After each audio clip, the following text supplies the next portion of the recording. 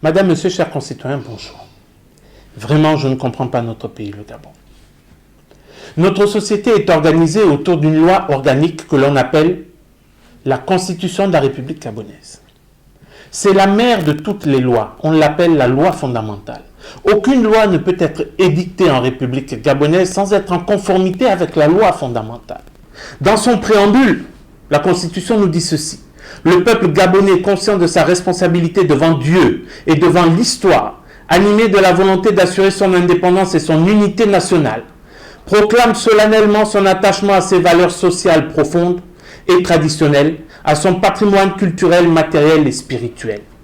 Cela sous-entend que, étant donné que 52% de la population gabonaise est chrétienne, que 44% de la population gabonaise est musulmane, que donc à 96% la population gabonaise assoit ses bonnes mœurs, notamment sur les religions que sont l'islam et la chrétienté, avec les dogmes qui sont érigés dans les livres religieux que sont notamment la Bible et le Coran, certaines lois en République gabonaise ne peuvent pas être votées.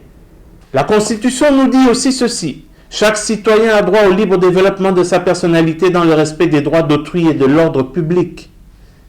La liberté de conscience, de pensée, d'opinion, d'expression, de communication, la libre pratique de la religion sont garanties à tous sous réserve du respect de l'ordre public.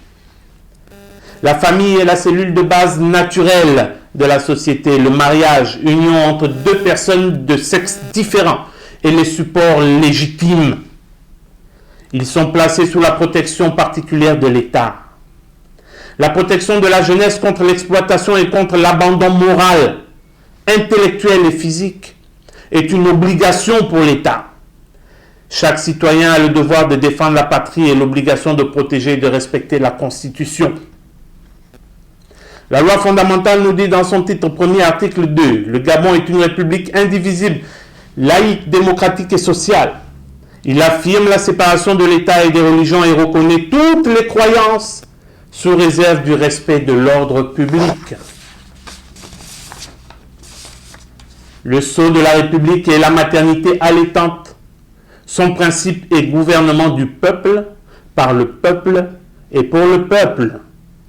Tout acte portant atteinte à la forme républicaine, à l'unité, à la laïcité de l'État, à la souveraineté et à l'indépendance constitue un crime de haute trahison puni par la loi.